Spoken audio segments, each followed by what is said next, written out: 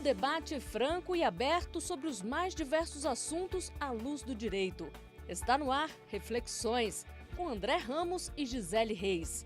Eles recebem hoje Valber de Moura Agra, procurador do Estado de Pernambuco, e José Jairo Gomes, procurador regional da República. Em debate, a Justiça Eleitoral como modelo.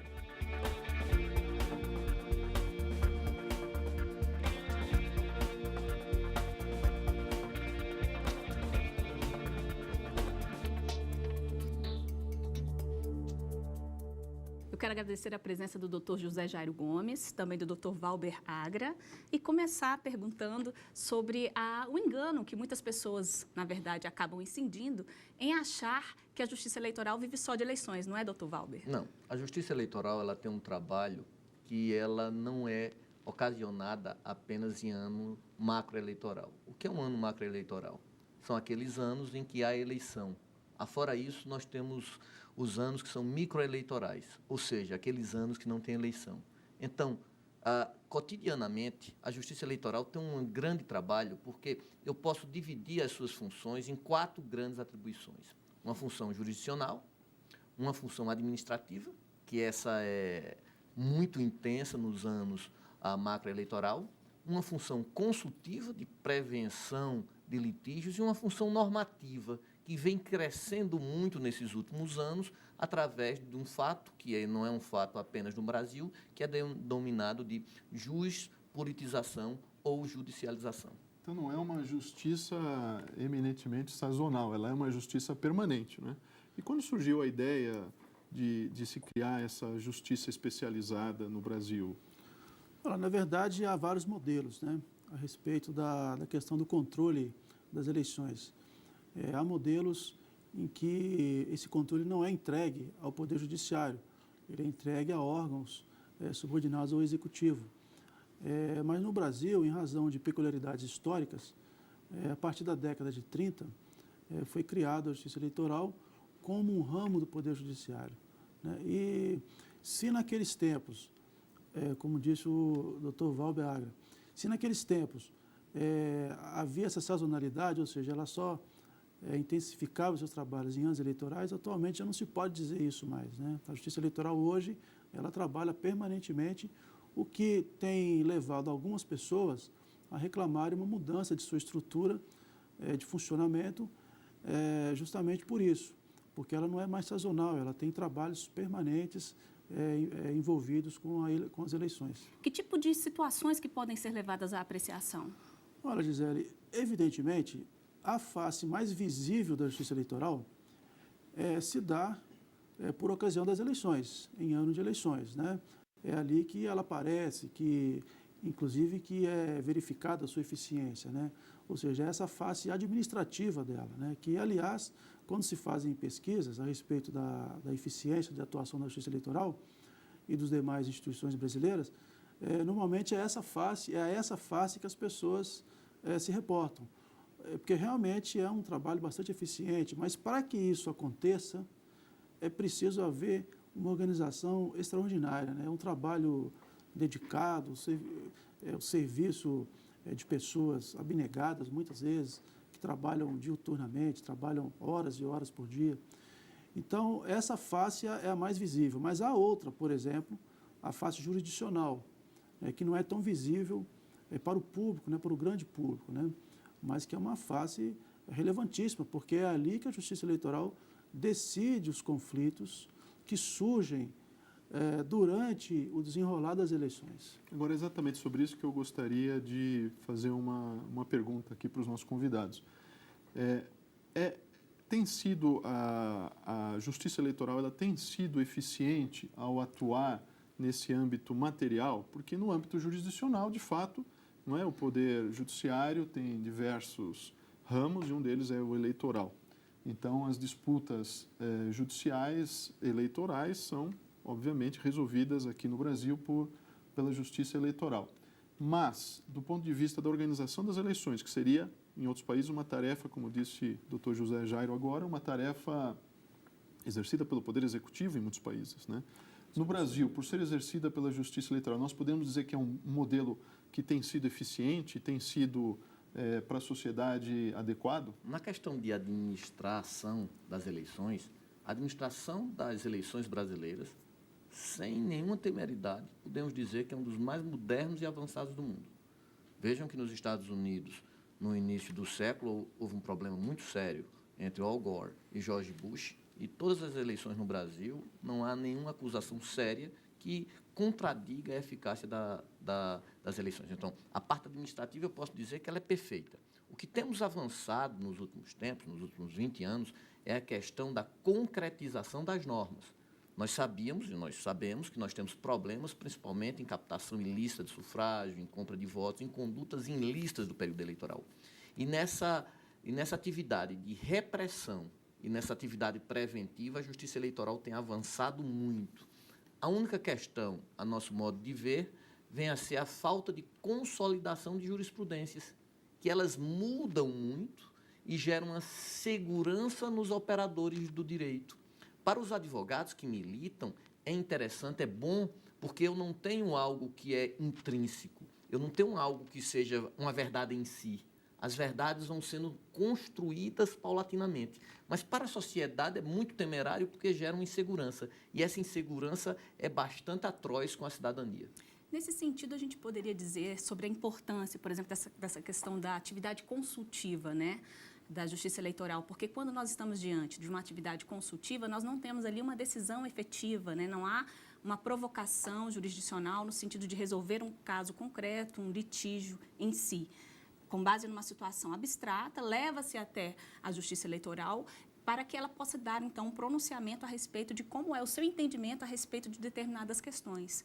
Será que essas consultas, elas, de certa forma, não acabariam com essa situação que o senhor acabou de mencionar em relação a essa falta de jurisprudência? As consultas, elas são um exemplo claro de uma justiça preventiva, uma justiça que é muito mais eficaz porque ela vem antes do fato jurídico propriamente dito. Mas a grande questão não são as consultas, são as modificações, porque a consulta não pode ser para um caso específico. Elas têm que ser genéricas e abstratas. A grande questão é que, em casos específicos, há uma modificação do que pensa o TSE. E essas modificações, elas não são esporádicas. Elas são tópicas e com a baixa densidade doutrinária em alguns casos. Então, isso faz com que gere-se uma anomia e gere uma perplexidade por decisões que são divergentes, tendo o mesmo arcabouço fático, ou seja, as mesmas situações que ocorreram na realidade. Agora, essas decisões que são constantemente proferidas e revistas, né, Gisele, eu acho que talvez isso seja interessante saber se há uma origem, se a Justiça Eleitoral, pela sua estrutura, se ela acaba ocasionando esse tipo de fenômeno. Sim, aqui né? se deriva, na verdade, essa mudança, né? Eu acredito que hoje, com o avanço das instituições e com o amadurecimento da doutrina, especialmente a respeito de certos temas, e dos precedentes que já existem, né, em muitos sentidos e de várias formas, eu acho que isso aí hoje deveria ser revisto e deixado mesmo a questão da doutrina, né, dos juristas resolverem isso, né. Não teria nenhum sentido, por exemplo, o sujeito vai entrar com uma ação na justiça e a justiça responde previamente aquilo, né. É claro que não se trata de consultas de casos concretos, se trata de consultas abstratas, mas muitas vezes surge essa contradição, o que, de certa maneira, deixa o jurisdicionado perplexo, né, em razão da contradição das respostas, que, quando a matéria é jurisdicionalizada, surge. Em relação à consolidação da jurisprudência do Tribunal Superior Eleitoral e da Justiça Eleitoral em geral, a gente poderia entender o funcionamento dessas mudanças constantes e permanentes? Há algum outro elemento que seja possível vislumbrar em relação a esse resultado? Qual a origem disso? Perfeito. Elas não são aleatórias. No nosso entender, elas são orgânicas. Orgânicas em que sentido? Primeiro, no próprio molde de estruturação da Justiça Eleitoral. Há uma rotatividade de mandatos de 2 em 2 anos, que é salutar para impedir a petrificação, o engessamento jurisprudencial e também impedir que a Justiça Eleitoral tenha um teor exacerbado de politização. Eu não acredito na neutralidade do judiciário. acreditamos na imparcialidade do judiciário. Então, essa rotatividade, ela é benéfica. Agora, os 2 anos não seria um tempo por demais exíguo? Por quê? Infelizmente, nossas faculdades, a grande maioria das faculdades do Brasil, não tem a cadeira de direito eleitoral como matéria obrigatória. Ela é uma matéria optativa. E a densidade dos nossos doutrinadores vem se consolidando em poucos anos. Nós não temos uma tradição de direito civil, de direito constitucional de 100 anos. Nós temos uma tradição que vai o quê? Remonta a 10 a 15 anos. Então, há necessidade de um tempo para maturação e para consolidação. Então, essas duas questões orgânicas, de um lado, a questão teórica, do outro lado, a rotatividade, que por si é benéfica, mas o período poderia ser discutido, ela vai fazer com que as consolidações do TSE sejam menos longevas, por exemplo, que a do STF ou STJ. Esse tema é um tema bastante polêmico e que demanda uma certa reflexão. Eu até tenho para mim, me permitam, que há outros elementos da estrutura e do funcionamento da justiça eleitoral que colaboram para que haja esse tipo específico de formação da jurisprudência e de constante mudança, evolução, enfim. Mas nós vamos ter que fazer um breve intervalo e a gente volta logo em seguida com o programa Reflexões.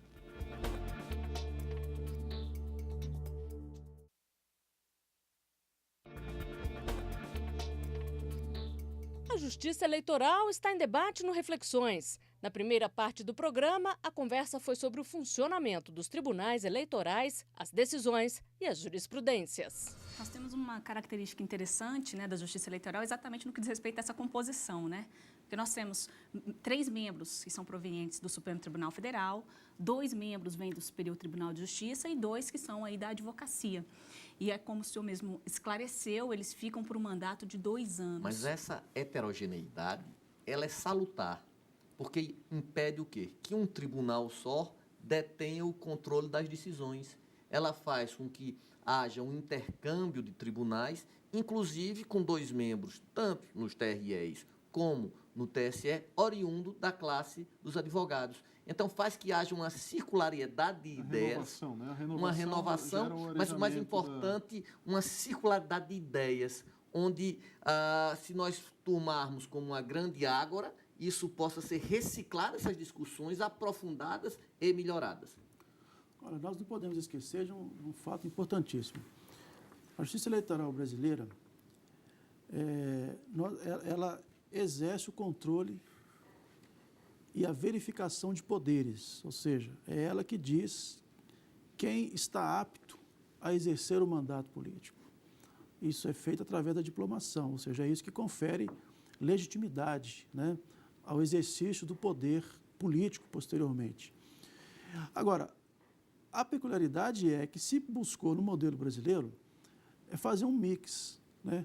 Eles pegaram uma instituição confiável, como é o Poder Judiciário, e procuraram acrescentar nela algum elemento que evitasse o que o Dr. Valber chama de petrificação, né, dos entendimentos. Imaginem, é claro que não há neutralidade, né? Não existe essa questão da neutralidade.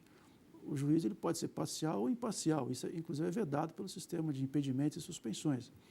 Mas veja, no modelo brasileiro, nós temos a metodologia do judiciário. Então, quando a Justiça Eleitoral, no plano jurisdicional, decide uma questão, ela usa o método legal, o método do judiciário. Ou seja, há um processo, há o contraditório, há o devido processo legal, há sentença, há acórdão, enfim. E a essa rigidez de metodologia, de julgamento, né, de questões, procurou-se acrescentar um certo componente político, talvez, que é justamente essa rotatividade. Os mandatos são curtos, justamente para que se pudesse haver um arejamento nas decisões, né? Decisões no sentido que não, vamos dizer assim, que não sejam muito boas ou que sejam desconfortáveis ou que sejam irregulares ou que elas não se prevalecessem. a experiência brasileira, desde quando nós analisamos, mostra uma evolução da jurisprudência. Na verdade, essa mudança é salutar. O que se queixa muito é da insegurança jurídica. Por exemplo, não é possível se decidir de uma maneira agora e daqui a pouco, sem que tenha mudado o contexto da decisão radicalmente, se decida de outra forma. Eu acho que isso aí gera insegurança, isso é objeto de críticas, e eu acho também que faltaria também, para melhorar o índice de segurança jurídica, faltaria se estabelecer uma metodologia da decisão, né? Quais são os critérios metodológicos pensados para resolver um conflito de direitos fundamentais, por exemplo, que se apresenta ali? Porque o direito político ele é um direito fundamental. E muitas vezes se resolve conflitos de um direito fundamental com um outro direito ou com uma outra coisa, desatendendo-se aos critérios de resolução de conflitos de direitos fundamentais. Eu já vi diversas vezes, por exemplo, fazer-se prevalecer uma regra infralegal em detrimento de um princípio constitucional, justamente porque nem sempre há uma metodologia segura ou uniforme, né, a respeito das decisões. Agora, na verdade, são muitos elementos esses que acabam levando a essa modelagem tão específica. Eu me perguntaria o seguinte, um novo Código Eleitoral poderia auxiliar a Justiça a alcançar um patamar mínimo de estabilidade? Não que nós queiramos a petrificação das decisões, acho que o arejamento, a diversidade de composição é importante, né? Interessante. Mas um Código Eleitoral poderia auxiliar? Olha, nós temos hoje o Código Eleitoral, 1965. Temos a Lei Eleitoral, 97. A Lei de Partidos Políticos, 96. Temos a Lei de Inegibilidades, com a modificação da 135, que é agora de 2010. Nós temos, sem medo de errar, um pupurri normativos. E se me permite, só uma comissão, não é, formada no Congresso para apreciar o surgimento, a elaboração de um novo Código Eleitoral, né? A grande questão é que, modernamente ou pós-modernamente, não se usa mais código. Porque quando um código ele já nasce envelhecido. Mas nós poderíamos fazer duas questões muito mais simplórias e muito mais eficazes. Por exemplo, procedimentos. O direito eleitoral tem 7 procedimentos. Por que não criar um rito ordinário e um sumário? Não precisaríamos nem de um sumaríssimo, só de um rito ordinário e o sumário. Pegaria o ordinário, o artigo 3º da 6490 seria o sumário. O ordinário pegaria o rito da representação de 96, da 9.504, por exemplo. E a outra questão, essa pluralidade de argumentos, ela vai ser resolvida, ou o início da discussão para a resolução, não resolução perfeita, porque nós ainda não temos uma densidade vinculante de teoria, como a alemã, por exemplo, mas vem a ser o Código Civil, no seu artigo 498, onde exige fundamentação de todas aquelas alencações que são feitas no processo. Porque o que é que se faz hoje? Você lança 6 argumentos, o juiz se apega a um, o decisor ou o colegiado se apega a um e exclui os demais quando os demais vão ser incidentais ou prejudiciais àquele que foi escolhido. Então, eu não tenho um esmiuçamento daquilo que fora proposto. O novo Código Civil vai começar, não há uma panaceia, é impossível se for nada de panaceia em direito eleitoral, porque gerencia ou tenta gerenciar o controle político nesse sentido. Mas essas duas condições, não somos favoráveis ao novo Código, e falando que o doutor Jairo mencionou, o artigo 498, que é a exigência da fundamentação de todas as argumentações, poderia dar um novo caminho, um novo linear. Agora, como esse linear será trilhado é outra história. O doutor Valber Agra trocou num assunto bem interessante no que diz respeito à questão dos procedimentos na justiça eleitoral. E nós temos, né, o princípio da celeridade, que é algo inerente a essa justiça, até por conta do que ela efetivamente está interessada, que é no processamento do próprio processo legislativo, de regular questões relacionadas a essa questão de processo legislativo. Então, nós vemos prazos bem curtos, né? 24 horas, inclusive. São contados, não são contados nem em dias, são contados em horas, né? E agregando aquela informação também trazida em relação às faculdades que não preparam, né, os advogados nesse sentido, porque por vezes é uma disciplina optativa, por vezes nós não temos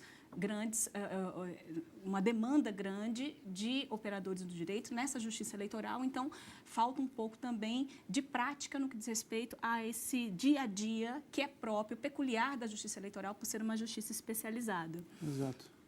Olha, é interessante isso. Eu me lembrei aqui de um jurista clássico que usava, François Genis, que usava uma expressão muito esquecida hoje, que é a natureza das coisas. Vejam, a natureza das coisas é aquilo que deve ser como ela é. Então, veja, o processo eleitoral, ele tem um início e tem um fim, e tem que ser rápido. Então, aqueles conflitos que surgem ali, eles têm de ter um procedimento expedito para serem realizados, ou seja, para serem resolvidos. Então, veja... Mas isso porque é uma demanda da democracia, não é? É uma demanda da democracia. Veja, o direito político, em todos os sentidos dele, ele é um direito fundamental. O exercício do direito político ele é fundamental, não é? Então, abaixo desse direito, é preciso criar uma regulamentação, um procedimento que permita que ele seja realizado. Mas também é direito fundamental a adequada resolução dos conflitos. Então, como se faz? No eleitoral, nós temos procedimentos, como o do direito de resposta, por exemplo, que tem de começar e terminar em 72 horas. Por quê? Porque se passar muito tempo, o agravo cometido à honra alheia pode sim influenciar no debate eleitoral e a resposta vira desse tempo, ou seja, no momento em que ninguém está prestando atenção naquilo mais. Então, é a natureza das coisas, ou seja, o procedimento ele tem essa celeridade, ele precisa ser rápido, é necessário, justamente para que o mal praticado, enfim, não possa ser reparado. E mesmo aqueles outros questionamentos a respeito, por exemplo, de abuso de poder nas eleições e outros ilícitos eleitorais, mesmo quando o candidato ganha a eleição, é preciso que ele seja resolvido rapidamente. Porque a sociedade, ela tem direito fundamental, sim, de que o exercente do poder político tenha legitimidade. Eu acho que a pedra de toque do eleitoral, hoje, chama-se, de um lado, legitimidade, que é uma ideia clássica, e hoje, a igualdade, não é? E para que uma coisa se alie à outra, para que haja o império da igualdade aliado também à legitimidade, nós temos que ter procedimentos que atendam a essa celeridade, ou seja, o próprio ritmo das eleições, ele exige a celeridade. Né? Agora, falando se me permite, né? Claro. Aliás, o Dr. José Jairo citou aqui o François Genis, Sim. né? Que também é muito oportuno porque tinha uma expressão que ficou muito conhecida, que é o fetichismo da lei escrita e codificada, Sim. que vem justamente ao encontro daquilo que dizia o Dr. Valber Agra, né? Quer dizer, não é um problema tanto de mudança, também na sua percepção, né? De mudança do código para fins de mudança necessária, urgente da justiça eleitoral, mas sim uma demanda mais por nós entendermos que é uma justiça específica. Né? Sim, a dúvida, Dr. Valber e Dr. Jairo, é se a gente poderia usar o modelo da justiça eleitoral para o restante do judiciário. Não, impossível. Não, creio que não. Impossível, porque nós temos uma dilação probatória menos exauriente do que a processo civil, bem menos necessário do que a processo penal, mas revisitando autores, eu ficaria com Montesquieu quando ele fala no espírito das leis, na natureza das coisas da legalidade.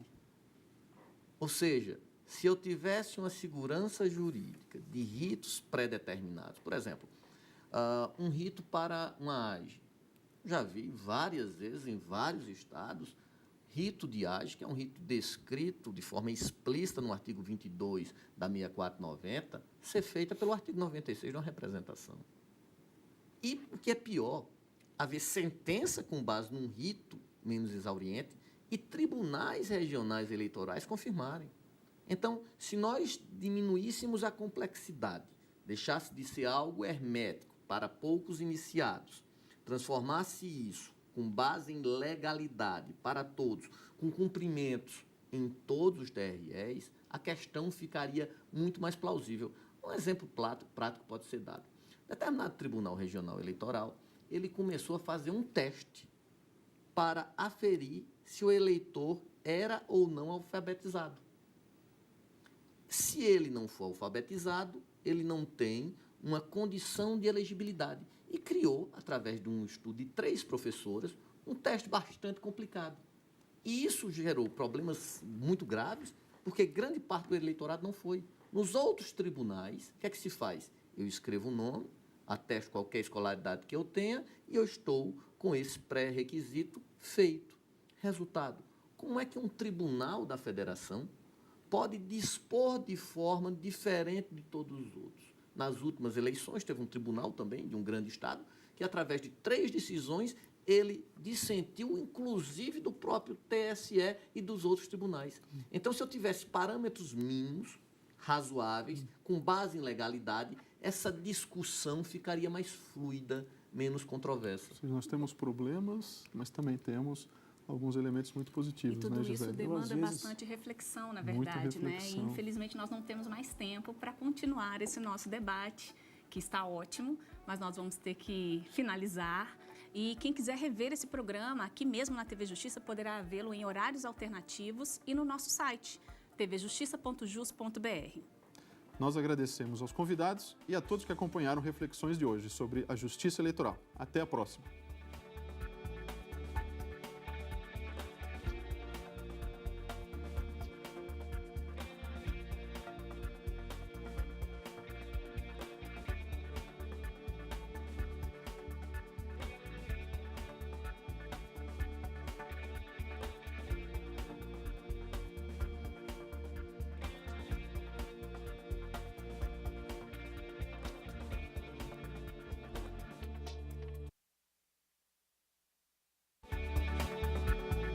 O debate franco e aberto sobre os mais diversos assuntos à luz do direito.